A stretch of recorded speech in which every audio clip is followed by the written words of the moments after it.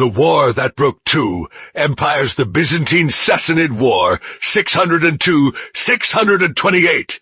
In the early 7th century, two giants ruled the known world. To the west stood the Byzantine Empire, heir to the glory of Rome, stretching from the Balkans to Egypt. Its cities were filled with churches, scholars, and merchants trading across the Mediterranean. To the east ruled the Sassanid Persian Empire, a powerful kingdom of ancient tradition, ruled by kings who claimed divine authority and commanded one of the most disciplined armies in the world. For centuries these two empires had fought, negotiated peace, and fought again. But nothing could prepare them for the war that began in 602 AD. A war so destructive that it nearly erased both empires from history. The murder that started everything, the spark, came from betrayal inside the Byzantine Empire. The Emperor Maurice, a capable and disciplined ruler, had spent years fighting wars to defend the empire. But his strict policies made him unpopular with the army. In 602, Byzantine soldiers stationed along the Danube mutinied. They marched toward Constantinople under a brutal officer named Phocas. When the army reached the capital, chaos erupted. The people revolted, Maurice was captured, and the emperor, along with his sons, was executed. Phocas crowned himself emperor, but in Persia, the Sassanid king Khosrow II was furious. Years earlier, Maurice had helped Khosrow reclaim his throne during a Persian civil war. Maurice was not just an ally, he was Khosrow's savior. No, he was dead. Khosrow declared war, claiming he would avenge Maurice and restore order to Byzantium. But revenge was only part of the story. The Persian king saw something else: opportunity. The Byzantine Empire was weak, divided, and ruled by a usurper. It was the perfect moment to strike. The Persian storm, the Persian armies moved like a tidal wave, led by brilliant generals such as Sharbaraz and Shaheen. The Sassanid forces launched massive invasions into Byzantine territory. One province after another fell. Cities that had stood for centuries collapsed in months. By 611, the Persians captured Antioch, one of the richest cities in the eastern Mediterranean. Soon after, Syria was lost. Then Palestine. In 614, Persian armies stormed Jerusalem. The city was devastated.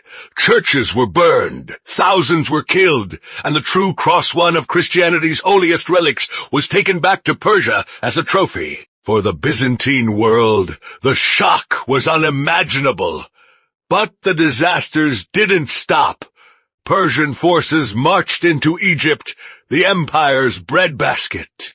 By 618, the entire province had fallen. With Egypt gone, Constantinople began to starve. At the same time, Persian armies pushed into Anatolia, approaching the very heart of the empire. By the early 620s, the Byzantine Empire looked doomed. The empire on the brink, back in Constantinople, the tyrant Phocas ruled through terror. The government collapsed into corruption and chaos. Then, in 610, a young governor from North Africa named Heraclius sailed toward the capital with a rebel fleet. The people of Constantinople opened the gates to him. Phocas was captured and executed. Heraclius became the new emperor, but what he inherited was not an empire. It was a disaster. Persian armies controlled vast territories. The treasury was empty. Enemies surrounded the empire. At one point, Heraclius even considered abandoning Constantinople and moving the capital to Carthage in North Africa. But instead, he made a bold choice. He would fight back. Heraclius reorganized everything. He restructured the army, gathered resources from the church, and trained new forces. In 622, he launched a daring counteroffensive. Instead of defending, he marched directly toward Persian territory. It was a shocking strategy. Heraclius avoided massive battles and used mobility, surprise attacks, and alliances. Year after year, he pushed deeper into Persia. Meanwhile, the Persians attempted their greatest strike.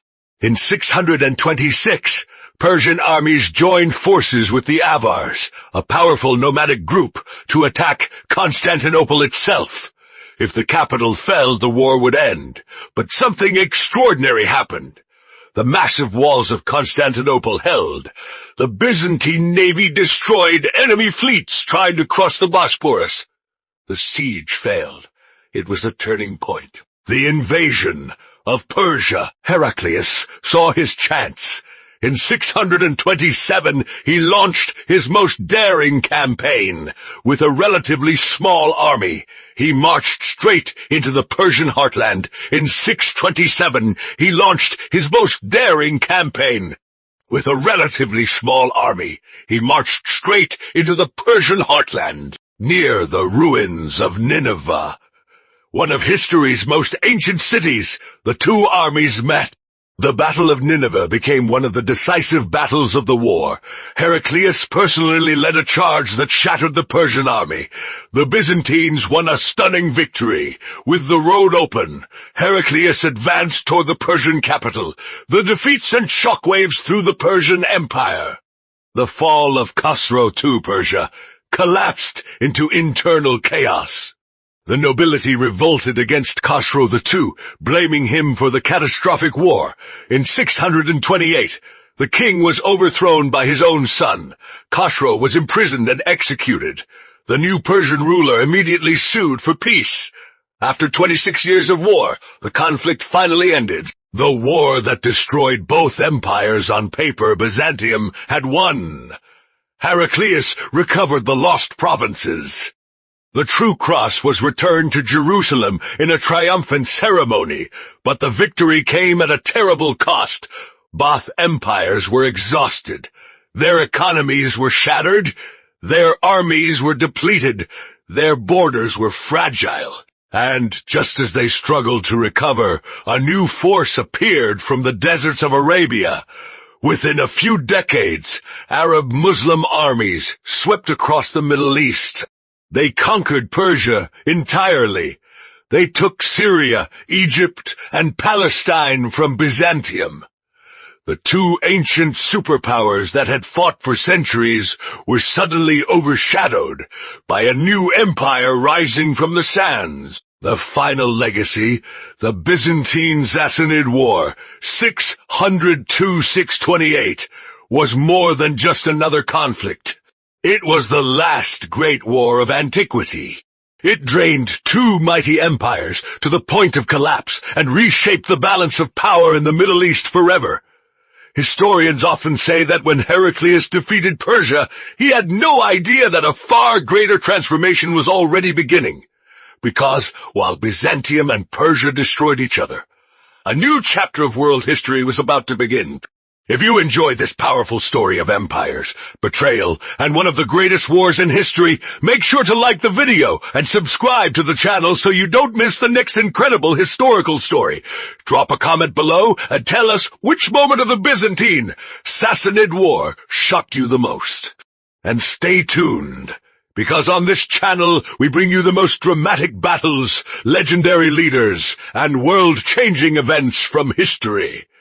Subscribe now and join us for the next epic story.